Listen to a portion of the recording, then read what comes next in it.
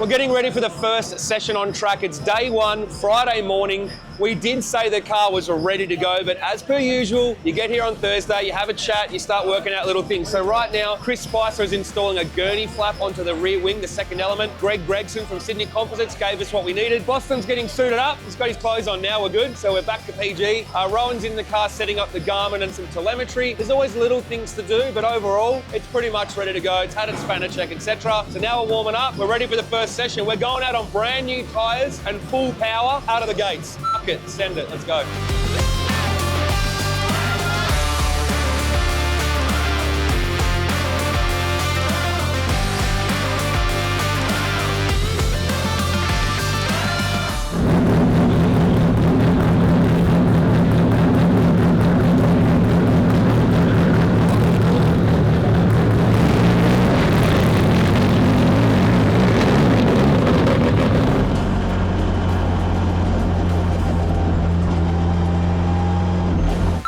Saved. Red flag already. Can't even get a lap in. You've got to be the first one out if you don't want a red flag at World Time Attack itself.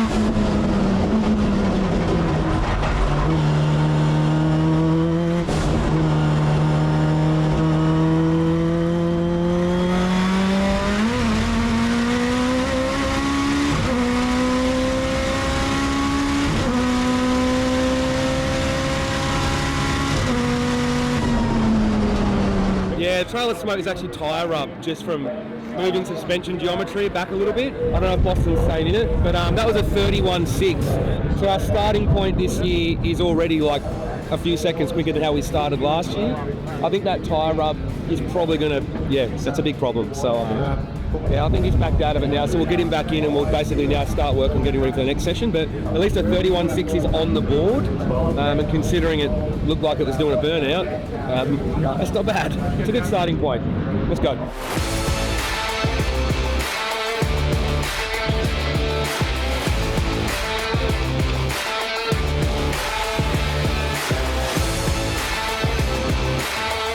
So we've just had our first session here on Friday morning here at World Time Attack, and plenty of things that we want to do to the car. So apart from lots of mid-corner understeer, it felt really laggy. So talking to Matty, that was just a VVL issue, and then also no brakes. So I boarded the second lap because we're getting a really long pedal. So still did a 31 with all of those issues, and there's some major issues there. So we've got plenty of time to come.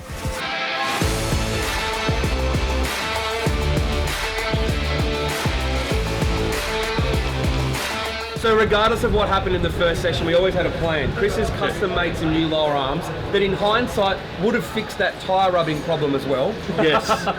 Yes. But we didn't realise we're going to have the tyre rub problem until... Well, we didn't have the main straight on our last test day. So the last test day, it rubbed a little bit, but not that much. Just then, it looked like it was doing a power skid down the straight. Yeah. We knew the issue was here. We planned for it. We got the arms with us now. We're going to swap over the arms now, realign the rear, and then we're going to play with the front a little bit, maybe get it to turn in a little bit more aggressively. And new drive shafts while we're at it. Yes, maintenance. Yes. While the arms are out, it's easy, right? Yeah, might as well change them now. We got them here anyway. We'll put them in, and then we've still got spares that come out of the car, so we'll put the freshies in. We know there's areas to improve right now. We're doing it right now. I'm doing a 31.6 when you know there's multiple areas. But we're going to try and do one thing this time, and then go out for the next session. When we test and we do one session, there could be a $500 just to try one thing, and it not work. There's still a $500 cost, even if the car comes back off the track as is. Correct. It's still a maintenance, a tyre, every little bit adds up. You know, there's a cost to that. We can't just endlessly test. No. We don't have the budget. We're testing here. We are. We treat World Time Attack as 6 test sessions. Yes. And hopefully by the 6th one, we're in the shootout. We're better right? than the first one. Hopefully. All right, let's go.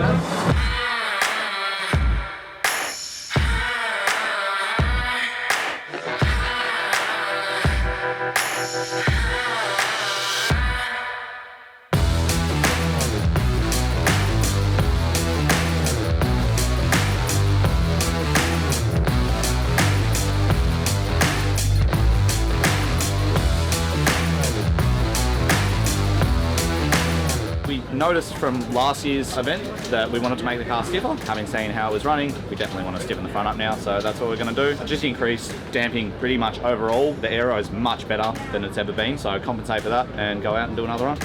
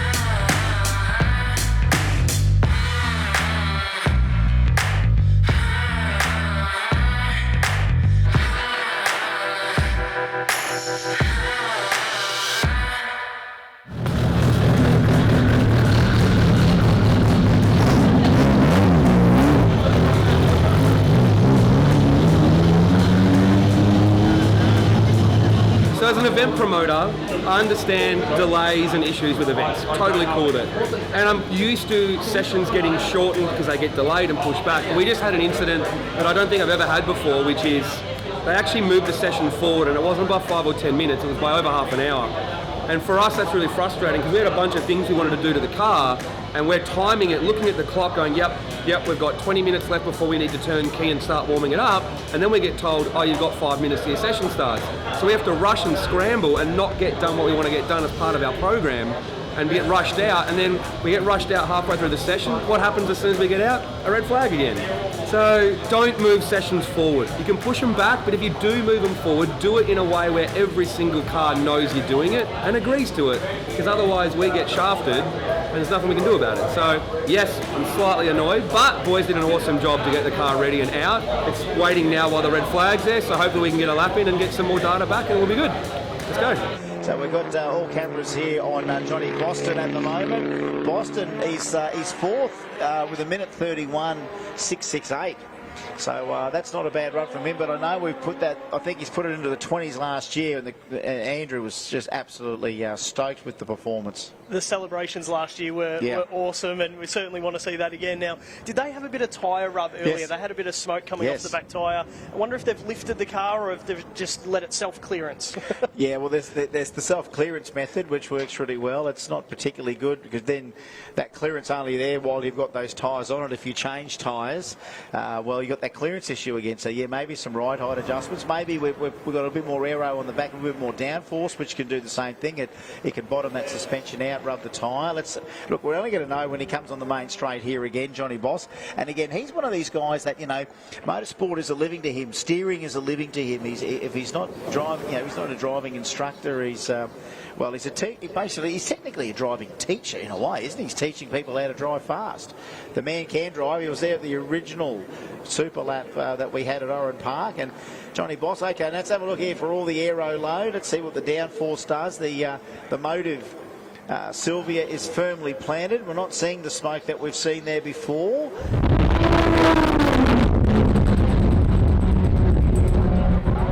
That sounds hot.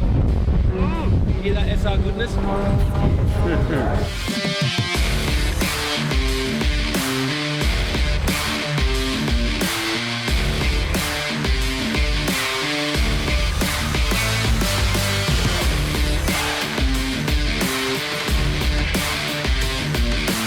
So we managed to get a couple of laps in the second session after they moved it forward. The rear end is now good, no scrubbing. He said grip in the rear is really good, don't touch the back. Still got some stuff I want to try in the front. The brakes are now good, but we had a problem where he ploughed, understeered, and just kind of, rather than go off track, got out of it, and it was still like a 36 without even doing the straight.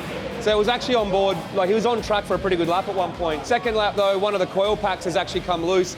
That's because all the coil pack kits for these, you have to essentially grind off the bolt hole for the front one, and they have just like a clip to hold it, but that clip can vibrate off. So it looks like that's come off and kind of ruined our second lap, but it's moving in the right direction in terms of the data and the sector times. So we're still happy. Like you're never going to run a PB in the middle of the day when it's a hot day like this with windy as and worse conditions. But all that matters now is getting the balance right, getting the car set up right, so that when it is time for that one perfect lap, you're ready to go. My team just finished session 2 here on day 1 at World Time Attack 24.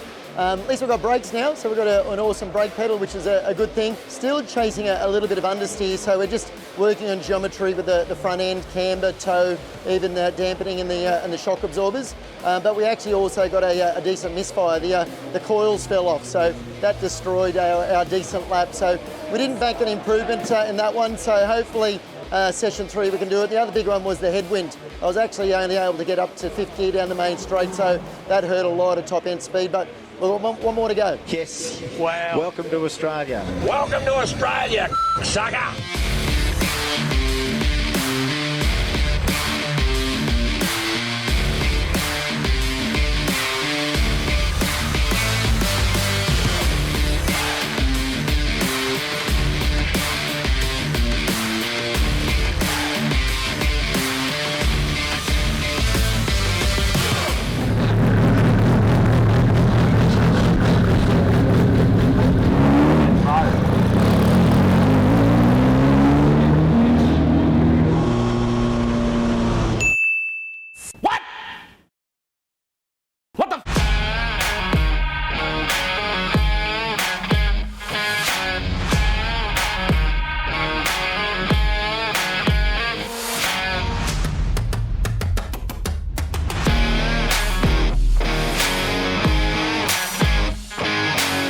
Tran's going to light it up and jump. Oh, no! Oh, Benny's that done a tyre? I don't know what it's done. I don't know what it's done there. Could be a tyre. I don't know. But whatever happened, there's fire, there's smoke. And he goes minute 30, 5.83. He's made a huge move into the from number 10 to number 3, but it has come at an absolute cost. So open class is having a bit of a shocker today. It's one of those things where it's time attack, right? So we're just about to go out in session 3, all ready to go, do an outlap, then a car blew an engine on the front straight, so it's like Didn't even get a lap in yet. So I think Extreme said they've done 3 sets of brand new tyres without actually putting a lap down yet due to red flags and things like that. So sometimes it is what it is and sometimes it's not, but right now, what can you do? We just wait, hopefully we get to go out again. We just, 1 lap is enough, but yeah, it's just frustrating, very frustrating. You're all G'd up, ready to go, but it's just part of Time Attack. I've watched it with other teams, and some years you get a really good run. This year we're just having really bad luck with timing and red flags and stuff. So we got our crew down here giving Bozo some water and a fanage, and yeah, I think he said the car feels better, so we'll see how we go. Yeah.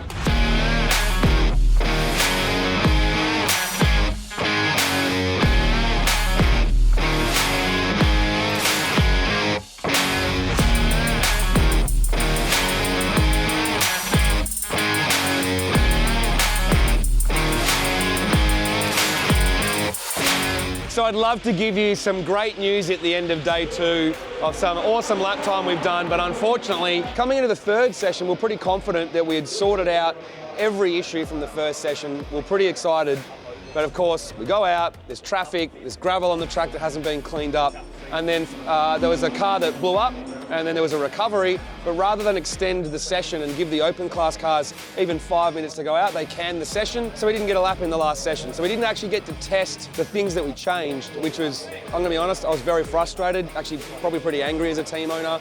So were a lot of other open class drivers. We tried to talk to Motorsport Australia in the control tower. We tried to talk to World Time Attack to see if we can try and squeeze in another 5 minutes of open class, but we were told no. Now, we could have just left it for tomorrow morning, but we did make a couple of decisions. One is we knew we needed more caster in the front of the car, so we've modified the strut top slightly to allow us and change the angle of them so we can get a bit more caster in the front. Chris from Shockworks right now is revalving the rear shock slightly based on some other feedback. So really all we're changing is caster and a rear revalve into the shocks. I'm very annoyed that the event couldn't try and cater to all of the open class teams to have 5 more minutes, right? Like it's all we needed, all of us. A lot of open class teams have now missed out on getting the data we need for tomorrow morning. So really are rolling the dice. It's not the plan we wanted, but it is what it is. He said it, he said it. Team's all still super happy though. We know the car has the performance buried in it. We've just got to extract that performance out. We know it's there, we can get it. Bozo's pumped, let's do it. Welcome to day 2 of the 2024 Yokohama World Time Attack Challenge. We are gearing up for a massive final day of action. It is go time.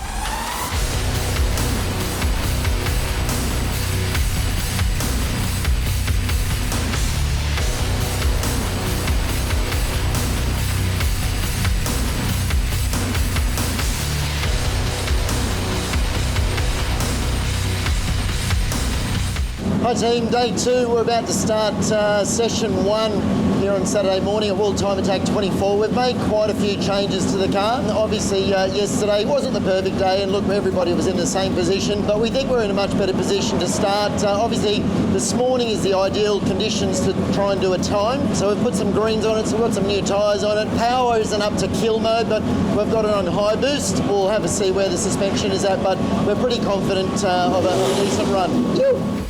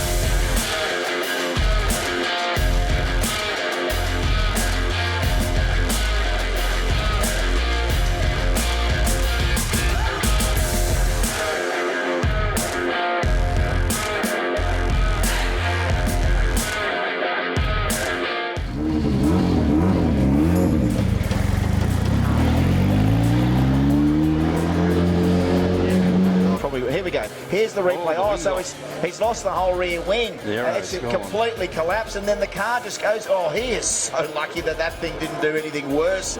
Sake. How many red flags is that now?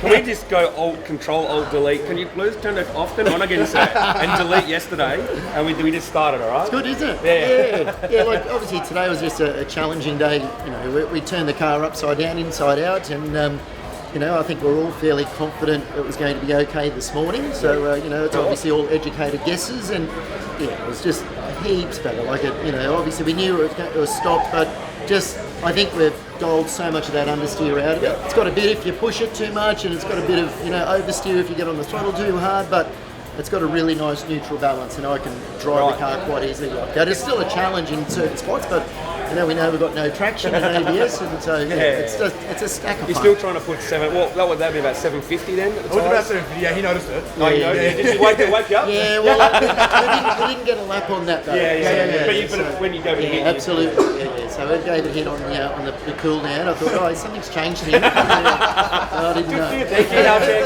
Altec Wi-Fi, number 1.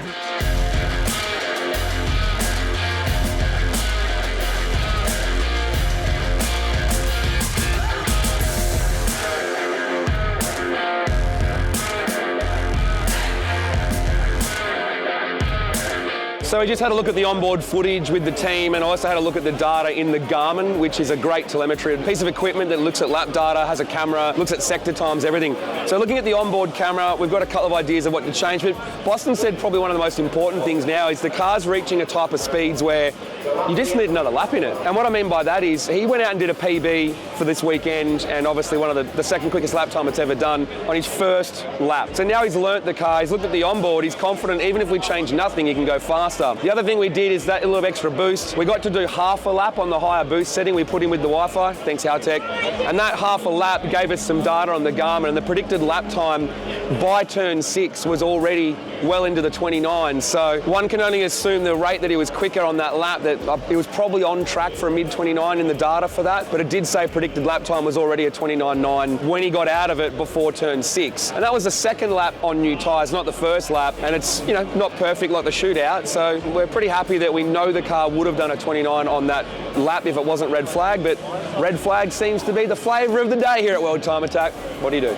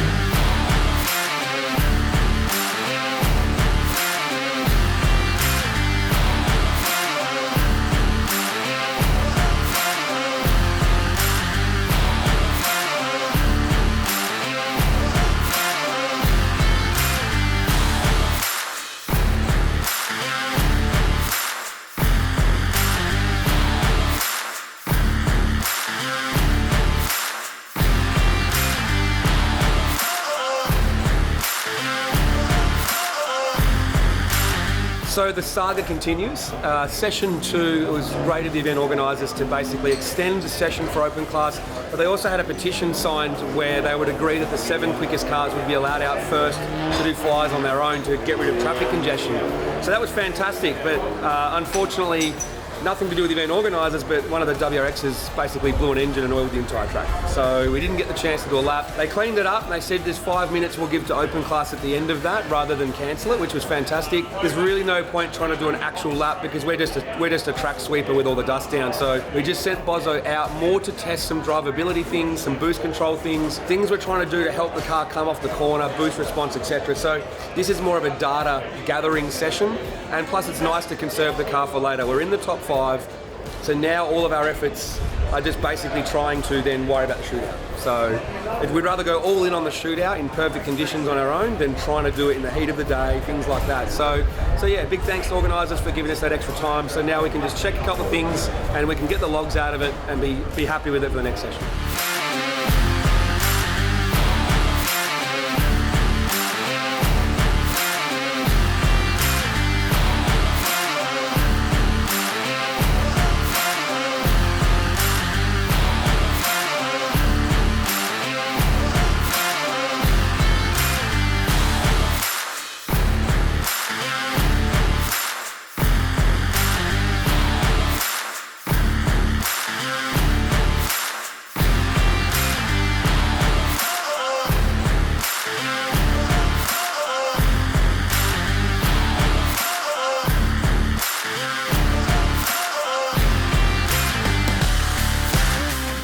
So we're about to go out for the very last regular session, session 3 for Saturday. We're at the point now where we can't make any major changes to the car. It's too late. Now it's little things. So this session is not really about getting a lap time anymore. It's more about getting the car ready for the shootout where we go all in. So the plan is we've done some stuff in the tube with drivability, power delivery, etc. Gives Bozo some more seat time, but we've still got some power in reserve for the shootout. And obviously if everything's all good after this, I'll go buy some brand new tyres.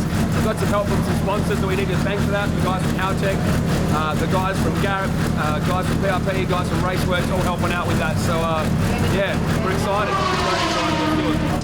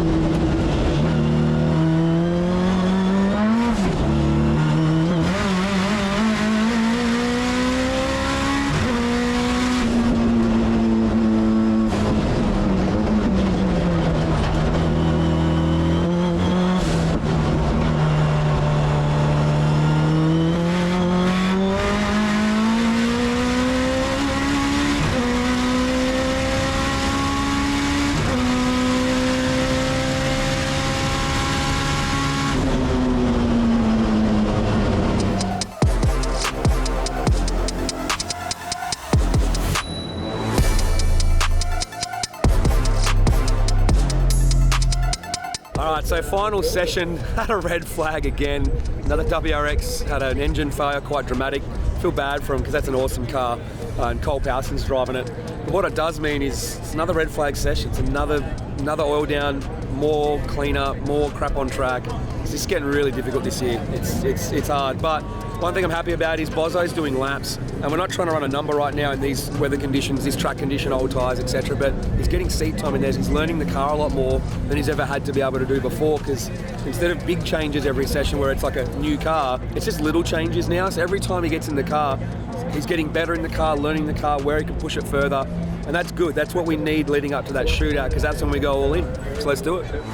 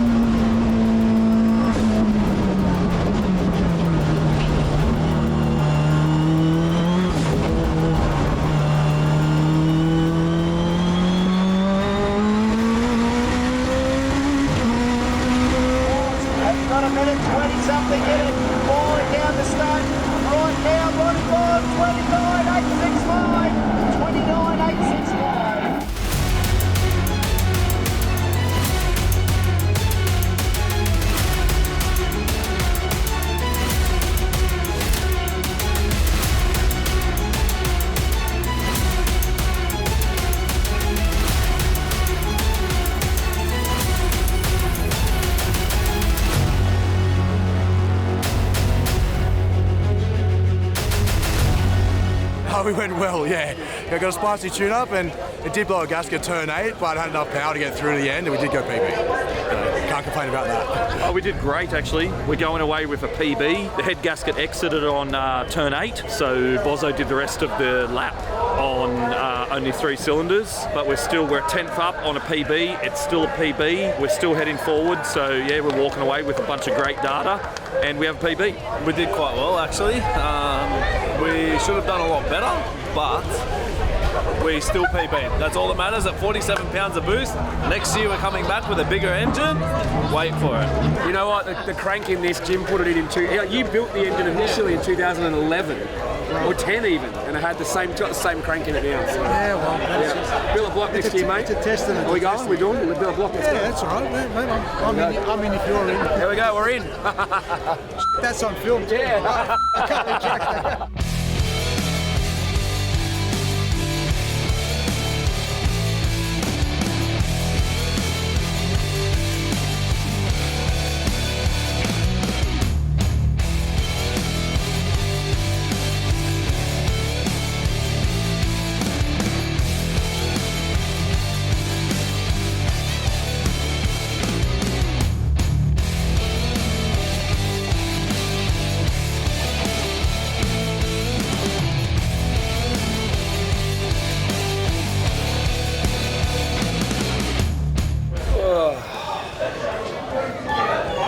Wow. We had 2 options for the shootout. One was keep the boost like within the realm of not blow a head gasket, or just roll the dice and go for it. And the theory was, if we were conservative with power, yeah, we might go a high 29, but what if we let it eat and see what it does? And Bozo said, mate, if that thing had survived the lap, it was a 28 for sure. So that's, for us, the good thing about that is it motivates us to go, still time in it, baby. Every year I say, we'll see what it does, see if we come back. When you leave with like knowing there's data there to go quicker, it gets you excited for next year. So the boys did an awesome job. Chris Spicer's done fab work on that car since 2009, and he's just one of the most important parts of keeping this team together, because he's just always been there with it. Hanslow and that engine and the tuning has been amazing.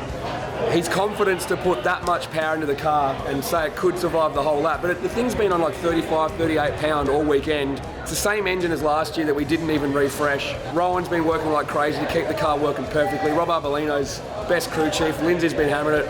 Our film crew have also been hammering it. Brandon, Tom, Scott, James, just so much help to make it happen.